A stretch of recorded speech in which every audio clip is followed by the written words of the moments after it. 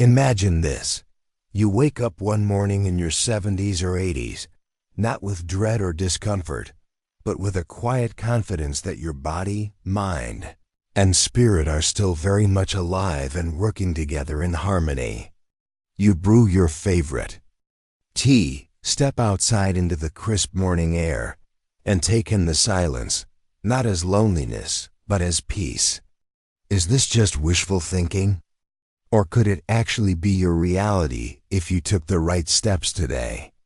We spend most of our lives preparing for the future, saving money, raising children, building careers. But the most important preparation, the one for caring for yourself with intention, grace, and strength in old age, often gets overlooked until it's too late. What if we flipped that script? What if we didn't just plan to survive our later years, but to thrive in them? Because real self-care in old age isn't about chasing youth or fighting time. It's about honoring your body and soul with practices that are simple, sustainable, and powerful. And those practices? They don't require a gym membership, a private chef, or a pillbox the size of a suitcase. They begin with 7 grounded, deeply human habits, ones that I've seen transform the lives of real people in their 70s, 80s, and beyond. These are the tools for a life of dignity, vitality, and peace. And today, we begin with the most foundational of them all, movement. Daily physical movement isn't just a suggestion. It's your life insurance for independence, vitality, and clarity. Now I know what you might be thinking. Move? I can barely get out of bed without creaking like an old wooden floorboard. But here's the truth. It's not about moving a lot. It's about moving on purpose. Every single day. Let me tell you about Ho, a 74-year-old former seamstress from Da Nang, who walks the exact same route in her courtyard every morning. Barefoot, slow, steady, whispering quiet prayers with each step.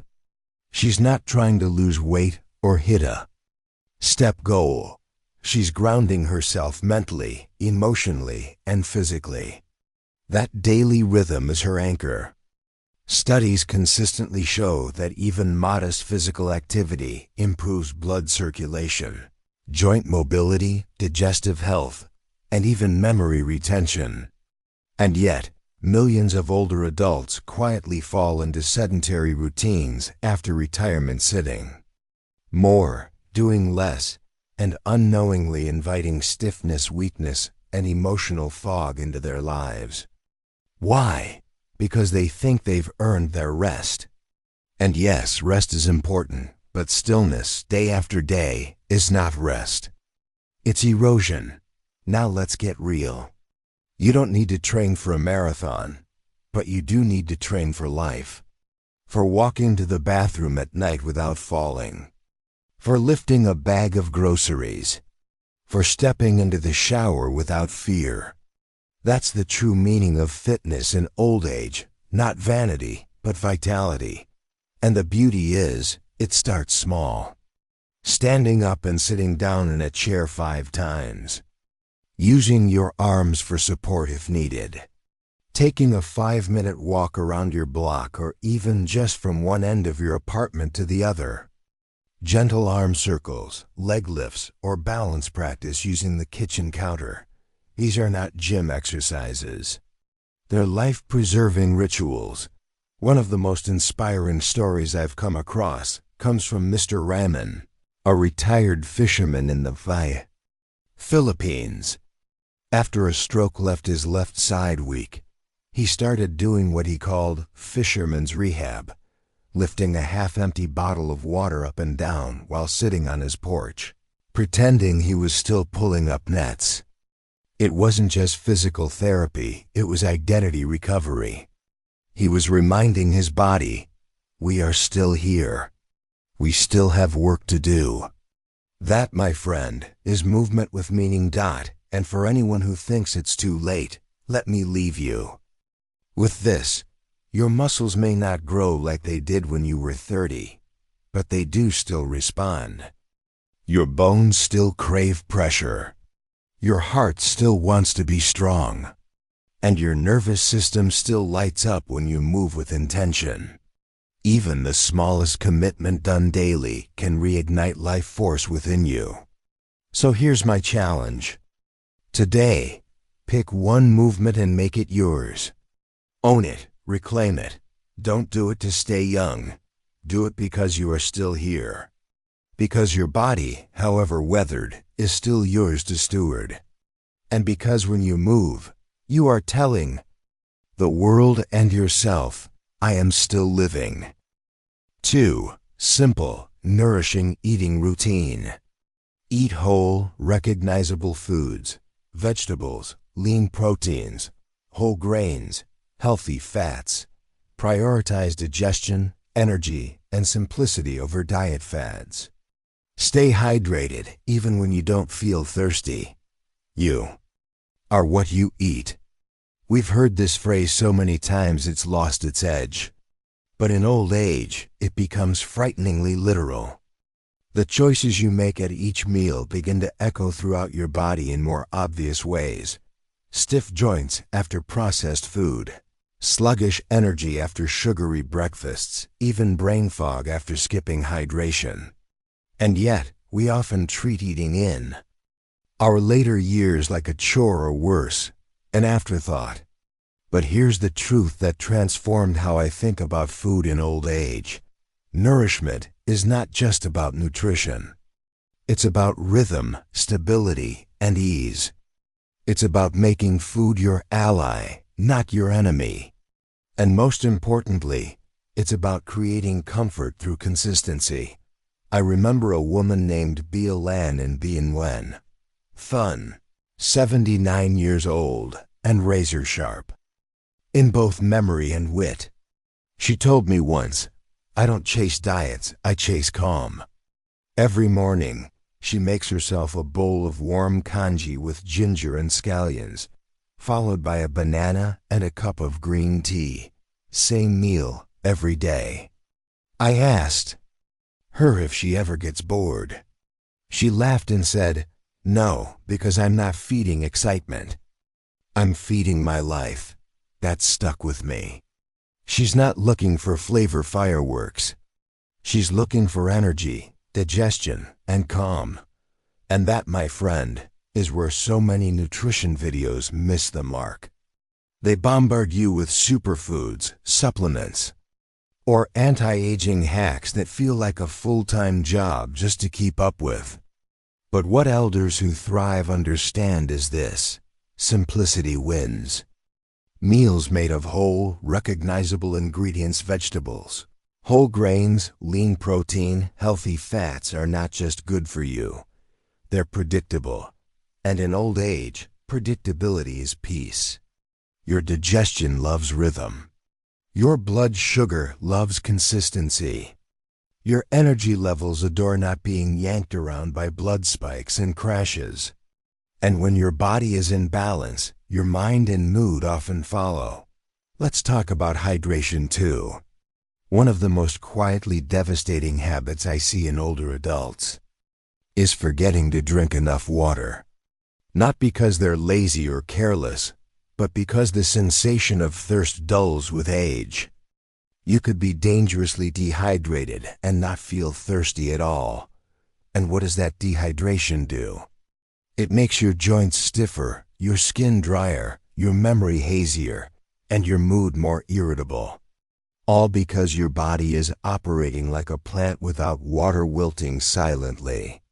But the solution is stunningly simple. A glass of water with every meal. Herbal tea in the afternoon. A small bottle nearby at all times. Not as an obligation, but as a gesture of respect toward your internal systems. It's not about tracking liters or punishing yourself. It's about reminding your body, I'm listening to you. Now I want to introduce you to Dr. Zhang, a retired nutritionist in Florida who volunteers at a senior center. She once told me that the secret to Health in aging isn't food quantity, or even food type, it's food trust. When you know exactly what you're eating, when you eat at regular times, and when you stop treating your kitchen like a place of confusion or guilt, everything improves. Your bowels become regular. Your sleep becomes deeper. Your decision fatigue disappears. You no longer stand in front of the fridge wondering what your body needs. You already know. You've already built a rhythm. And rhythm is the nervous system's favorite lullaby. Some people ask me, but what about joy? What about flavor? Am I just supposed to eat oatmeal and boiled vegetables for the rest of my life? And I get it. Joy matters. But joy doesn't have to mean chaos. You can have treats. You should enjoy indulgences. But the joy is sweeter when it sits atop a solid foundation. That slice of birthday cake tastes better when it follows weeks of balance. That rich stew at a family dinner feels like love, not like sabotage when your body isn't already in distress. True joy comes not from randomness, but from earned moments of delight. And that can only happen when you build your eating life on something strong, stable, and kind. So if you've been bouncing between diets, or skipping meals out of forgetfulness, or fatigue, I challenge you today to start with just one meal. Make it sacred, not fancy, not trendy, just yours. Maybe it's scrambled eggs and spinach every morning, or pho with bone broth once a week, or warm soup and toast every night. Anchor your day in one consistent, gentle, nourishing ritual, and let that ritual become your lighthouse. 3. Regular sleep schedule. Go to bed and wake up at the same time each day. Support circadian rhythm, hormone balance, mood, and mental clarity. Small habits like reducing evening screen time and getting morning sunlight can help. There's a hidden healer in your life, one that doesn't come in a bottle or a therapy room. It doesn't cost anything, and yet its absence steals more vitality from older adults than almost any other factor. It's sleep. Not just any sleep, but intentional, restorative, rhythmic sleep. You might be surprised to hear this, but sleep in old age is not just about getting through the night. It's about how your brain files memories, how your body repairs cells, how your hormones regulate, and how your soul resets. And without it, you may feel like a ghost in your own body. And yet, sleep is one of the first things to go as we age. Why? Because our circadian rhythm, the internal clock that governs everything from alertness to appetite, begins to drift. Add in less sunlight exposure, more medications, changing hormones, chronic pain, and inconsistent routines, and suddenly, the simple act of falling asleep and waking up becomes a nightly war. But here's the truth that transformed how I guide elders on this subject. You don't fix sleep by chasing it. You fix sleep by inviting it. By crafting a daily rhythm so trustworthy that your body doesn't have to guess when it's time to rest. It just knows. Let me tell you about Mr. Harold, an 81-year-old retired engineer from Canada. For years, he struggled with fractured sleep, 2 hours here, 3 hours there, always feeling groggy and irritable. He tried sleeping pills, teas, meditation apps, but nothing stuck. What finally changed everything? A strict rule. In bed by 9:45 p.m. every single night, lights out at 10. No exceptions. Even if he wasn't tired. Even if he just had coffee. At 5 p.m., the first week, he lay awake and fidgeted. But by the second week, his body began to anticipate the wind down. By the third week, his sleep deepened. His mind cleared. His morning fog lifted. And for the first time in years, he felt present again. That's what rhythm does. It creates a scaffold for your brain to rebuild on. Regular bedtimes and wake times are not just good habits. They're neurological CPR. They tell your body, this is when we restore. This is when we unplug. This is when we breathe deeper than the day allows. And when your nervous system feels safe, when it trusts the clock, it begins to let go. To surrender. Let's be clear. Good sleep doesn't mean 10 hours of uninterrupted rest. That's not realistic for most people in their 70s or 80s. What it does mean is getting deep, quality sleep, even if it's less than before, and avoiding the chaos of naps at 5 p.m., late-night TV until 1 a.m., or sleeping until noon out of boredom. Sleep hygiene is a real science, and it starts with little things that tell your brain, we're safe now. Dimming lights after dinner. Turning off screens an hour before bed. Reading something familiar. Doing a few gentle stretches or prayer. Rituals. Not eating heavy meals late. Keeping your bedroom cool, dark, and quiet. Sleep isn't just a pause in the action. It is the action. It's where your brain decides what to keep and what to throw away. It's when your immune system resets, your blood pressure stabilizes, your stress hormones reduce, and your emotional trauma gets gently sorted into manageable drawers. Without it, even the best diets, the most careful movement routines, and the most well-meaning emotional work begin to crack at the foundation. And yes, the daytime matters too. Getting sunlight in the morning, even 10 minutes of it helps. Regulate melatonin production. Keeping naps short and no later than early afternoon keeps your body's rhythm intact. Too many older adults nap their days away and wonder why they can't sleep at night. It's because the body never knows when it's supposed to be on and when it's meant to shut down. I once spoke with an elderly monk at a mountain temple outside Chiang Mai. He told me something I'll never forget. Sleep is a temple. If you do not enter it with reverence, it will not offer you sanctuary. That line changed me, because it reminds us that sleep is not a passive fallback. It's a sacred act of recovery. A choice, a priority, a gift we give to ourselves. Not just for comfort, but for clarity. So if you're struggling with sleep, don't start with a pill. Start with a promise. Set a bedtime. Keep it sacred. Turn the page.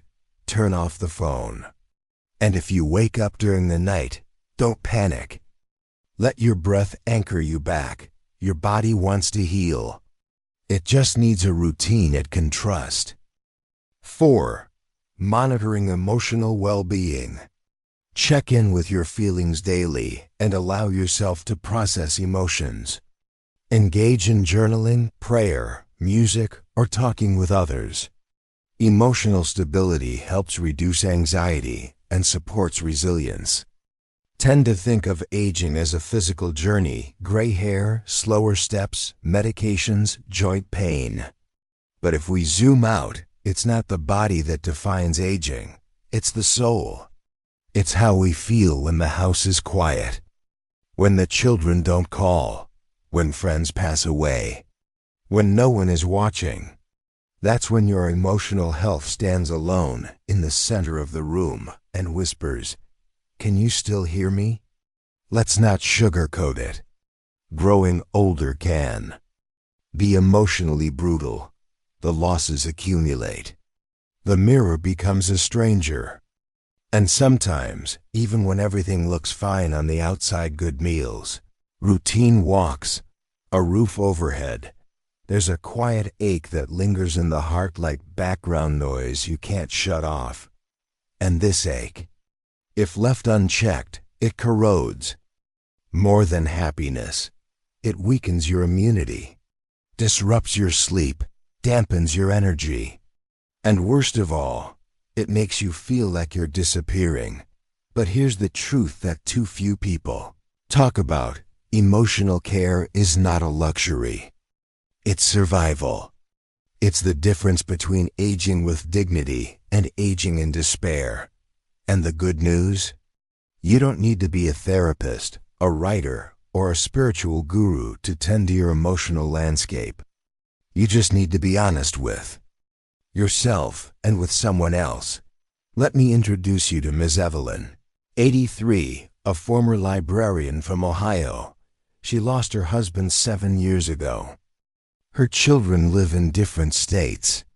And for a while, she told herself she was fine, that famous word older folks used to mask pain. But every night, she would sit in the kitchen and stare at her tea, heart heavy, unable to name the feeling.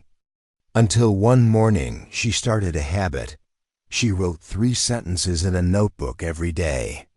Not about what she did, but about what she felt. She called it weather forecasting for the soul.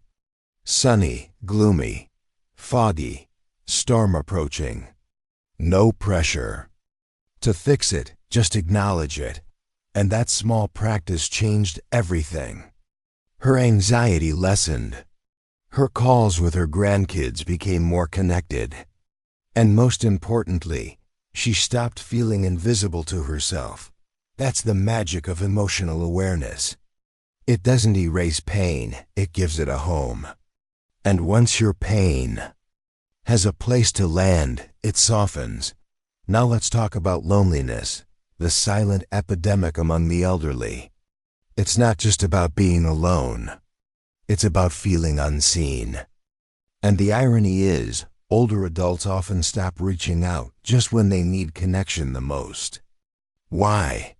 Because they don't want to burden anyone. Because they think they should be stronger. But vulnerability is not weakness. It is wisdom. It is the courage to say, I'm still human and I still need to be heard. That's why I tell everyone I meet, make a list, 3 names. People you trust. People you can call, not just when things go wrong, but when they feel confusing. Reach out regularly. Not for hours-long calls, just a 5-minute check-in. Simple thinking of you.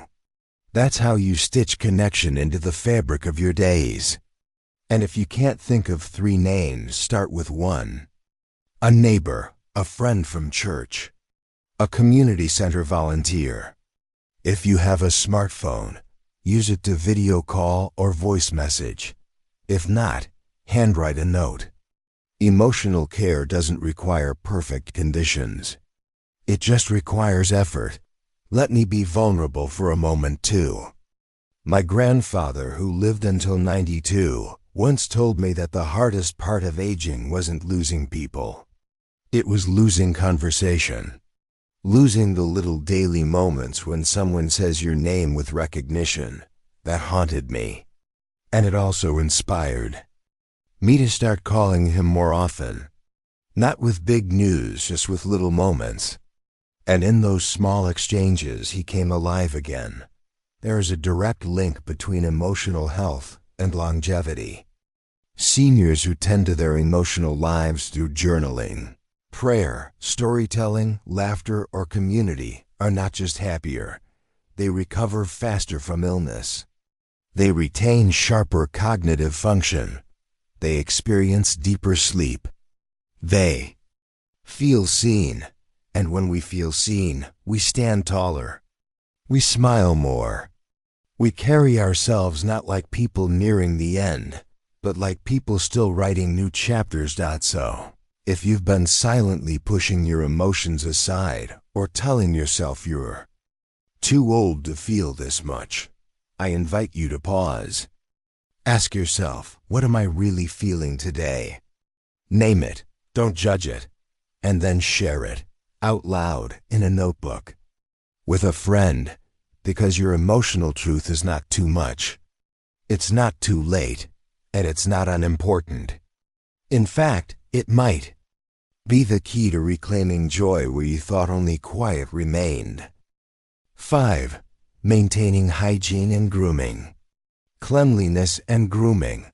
For example, brushing hair, trimming nails, wearing fresh clothes, reinforce dignity and self-respect. Adapt routines as needed. Grooming helps you feel present and boosts confidence. Let's be honest, when most people hear the word hygiene in the context of aging, their minds jump straight to practicality, bathing, brushing, dental care. But there's something far deeper beneath the surface. You see, personal hygiene and grooming in old age are not just about staying clean. They are about preserving your reflection, both literally and emotionally. Because in a world that slowly begins to treat you like you're fading, these simple daily rituals become your quiet rebellion. They say, I am still here. I still matter. I still take up space with intention. I once met Mr. Vincent, a 77-year-old former jazz musician in New Orleans. Every morning, even though his fingers could no longer play the saxophone the way they used to, he would shave with an old straight razor, slick back his hair, and put on a pressed shirt and suspenders just to sit on the porch and read the paper. I asked him why. He said, because I'm still performing, son. Just for a smaller crowd now.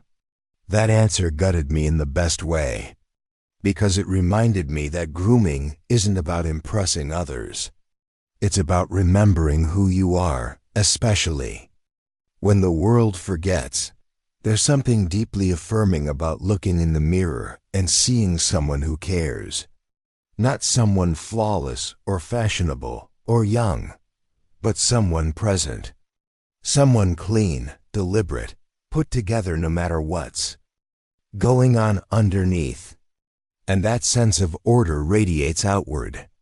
Seniors who maintain grooming routines often report higher self-esteem, lower depression scores, and stronger social engagement. Why? Because when you show up for yourself, you send a message to the world. I still value connection. I'm still part of this dance. Now, I know grooming gets harder with age. Maybe your hands shake more. Maybe your joints ache when you bend to tie your shoes. Maybe the bathroom feels like a battlefield some mornings. But this is where adaptation becomes your superpower. Electric razors, shower chairs, long-handled brushes, pre-sorted outfits. Asking a caregiver or family member to assist, not out of shame, but out of strategy. Because this isn't about being flawless. It's about being intact. And that's worth fighting for. Let's talk about smell. Yes, smell. It's uncomfortable. But we have to go there. Because many older adults, especially those living alone, fall into hygiene neglect, not because they don't care, but because they feel no one will notice. But you will. The shift in your own scent can affect your mood, your memory, and even your relationships. Scent, after all, is tied to identity, to dignity, to memory. There's something quietly joyful about putting on a favorite cologne or lightly scented lotion and thinking, this is who I am today. It grounds you. I remember visiting a memory care facility where the staff made a point of helping residents put on lipstick or style their hair, even if the resident didn't remember what day it was. And you know what happened? Smiles, posture changes, eye contact. Because grooming taps into something primal. It says, you are not invisible. You are still you. And that is the heartbeat of self-care in aging. Preservation, not performance. Even your clothes play a role. Wearing soft, clean, well-fitting clothes isn't frivolous. It's stabilizing. It reduces sensory distress, lifts your spirits, and enhances your confidence. That's why I always encourage elders to keep a few power outfits, the ones that make them feel put together even on low-energy days. And no, You don't need to dress like it's Sunday service every day. But you do need to feel like you've arrived in your own day, not just drifted into it. And here's something I say with love. People treat you differently when you show signs of self-respect. That's not fair, but it's true. Clean nails, combed hair, fresh breath. These details signal to others that you're still engaged, still alert, still someone. And those signals? They often invite more warmth, more respect, more interaction. It's a feedback loop. You care for yourself gives others respond better, gives you feel more affirmed, gives you keep caring. So if you've let go of these routines because they feel pointless, or too hard, or for younger people, I invite you to reconsider. Start with something small, a warm shower with music playing. Putting on your favorite shirt, even if no one else will see it. Trimming your nails while listening to a radio show. These are not chores. These are ceremonies. Little altars of dignity, built daily, not for others, for you. 6. Stimulating the mind. Keep your brain active through reading, puzzles, writing, learning new things, or meaningful conversation. Supports memory, purpose, mood, and prevents cognitive decline. Stay curious, it's key to long-term mental flexibility. There's a dangerous myth about growing older. One that says your brain, like a faded sweater, eventually wears out. That it's normal to become forgetful. That learning new things is only for the young. That curiosity has an expiration date. But let me be clear, your brain does not retire when you do. In fact, if you want a thriving life in your 70s, 80s, or 90s, your brain needs work, not as punishment, but as purpose. The mind is not a candle slowly burning down.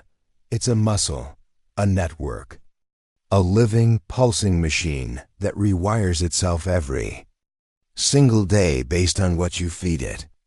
And when you feed it boredom, repetition, and mental passivity, it begins to atrophy, not because of age, but because of neglect. And yet, when you challenge it, gently, joyfully, regularly, it rises. It surprises, it protects, it renews. Just like a well-loved garden that still bursts with color in autumn. I met a woman named Lillian once. A 75-year-old retired schoolteacher living in Maine. Every morning after breakfast, she sits at her kitchen table and translates a few paragraphs from her teenage journals originally written in French into English, not because she needs to, but because it lights her up. It's like visiting a younger version of myself, she told me. And keeping that girl alive keeps me alive. That's the power of mental engagement. It doesn't just sharpen your memory, it reconnects you with your essence. And let's be honest, the world does not make it easy for elders to stay mentally active. We hand seniors remote controls and expect them to sit still for 10 hours a day, but television doesn't challenge your brain. It numbs it. Mental stimulation requires participation, not passivity. That could mean doing puzzles, reading biographies, writing letters, learning how to use a smartphone app, or starting a garden journal. It could be playing chess with a grandchild, or simply debating politics over lunch. The form doesn't matter. The effort does. Let's talk about purpose. So many seniors say they feel useless after retirement. But that's often because no one told them that their brain still wants a job. Not a paycheck, a purpose. Something to stretch toward.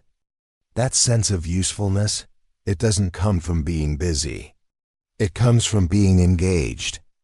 Seniors who challenge their minds consistently report lower rates of depression, less cognitive decline, and higher life satisfaction. Why? Because engagement leads to vitality. It's that simple. And here's the best part, it's never too late. The brain remains plastic, meaning capable of change well into your 90s. That means you can always learn, always adapt, always surprise yourself.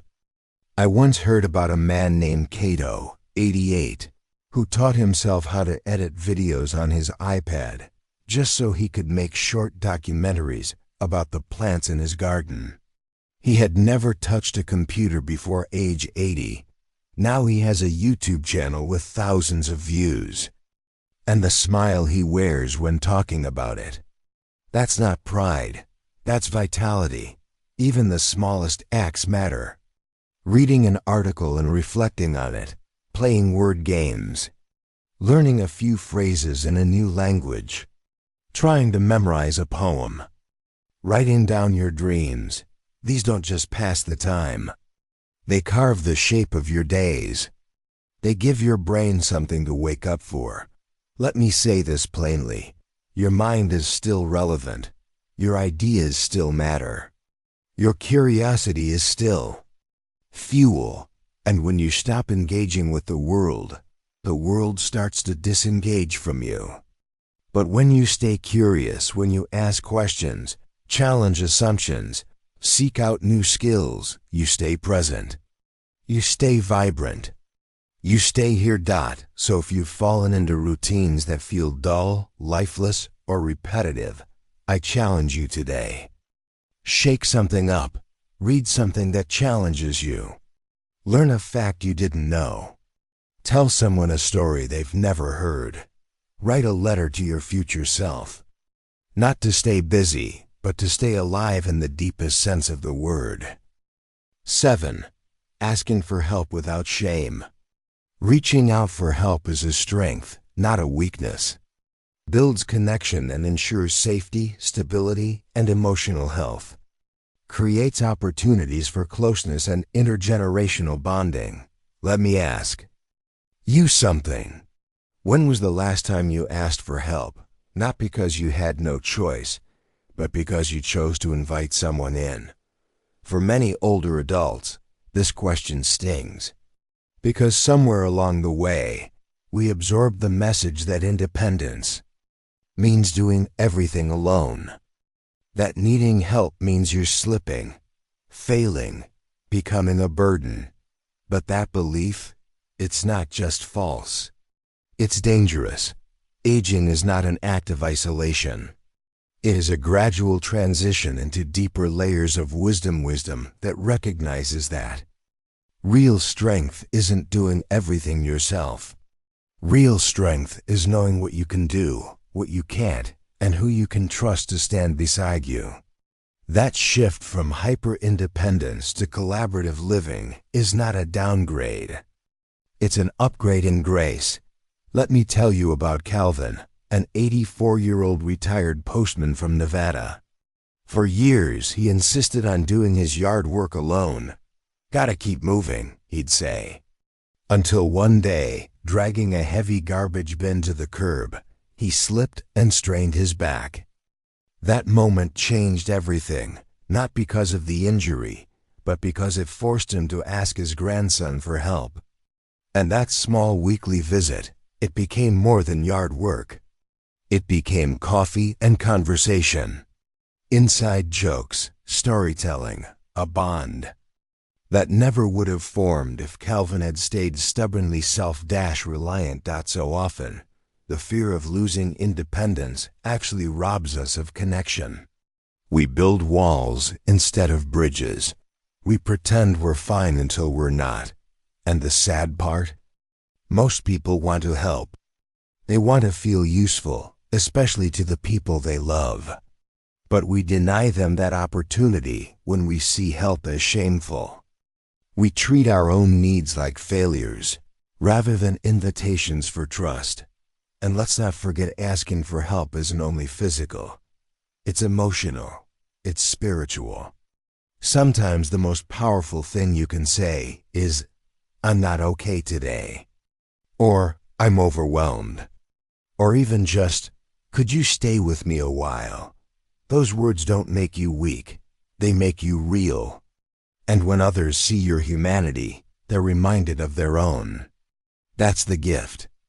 You're not just receiving support, you're modeling courage.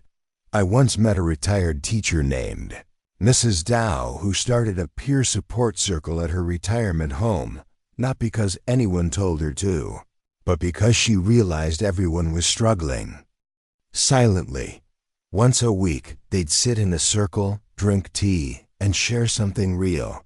Not dramatic, just honest. I miss my late husband today. I'm scared about my memory. I feel invisible. And you know what happened? Healing, laughter, community. Not because anyone fixed anything, but because no one felt alone anymore. If you're watching this and thinking, that sounds nice, but I don't want to be a burden, I challenge you to flip that story. What if asking for help isn't a burden? What if it's a gift? What if it's a chance for your children or neighbors or friends to show love in a tangible way? What if you, by receiving gracefully, actually help others feel more connected to you? There's a hidden power in letting others help. It frees up your energy to focus on the things you can control, your health, your hobbies, your joy. It makes your life safer, more manageable, and infinitely more connected. Because when you stop pretending you can do it all, the world becomes a little less lonely, and you become a little more whole. So if there's something you've been struggling with, big or small, I encourage you to name it. Say it out loud, and ask. Ask for a hand. Ask for presence. Ask for guidance. And watch what unfolds. You might not just receive help. You might receive healing. Because growing older doesn't mean shrinking. It means growing wiser. And wise people know the strongest among us are the ones who reach out, not because we're weak, but because we're human. Final reflection. So here we are, 7 keys to caring for yourself perfectly in old age. Not perfectly as in flawlessly, but perfectly as in intentionally, wholeheartedly, realistically. We've talked about daily movement, simple nourishment, rhythmic sleep, emotional honesty, grooming with pride, mental stimulation, and the strength to ask for help. Each one of these isn't just a tip, it's a lifeline. A rope to pull you toward dignity, toward steadiness, toward meaning. And here's what I want you to remember above all. Self-care in old age is not selfish. It's sacred. When you care for your body, your mind, your emotions, and your spirit, you show up better for your children, your grandchildren, your community, and most importantly, for yourself. You become a living example of what it means to age with courage and grace. And in a world obsessed with youth, that example is radical and necessary. So don't wait for someone else to remind you of your worth. Build that reminder into your habits, into your meals, your walks, your bedtime, your mirror. Write down one of these practices today. Make it yours. Let it shape the way you enter tomorrow. Because perfect self-care doesn't come from doing everything. It comes from doing the right things over and over again with love.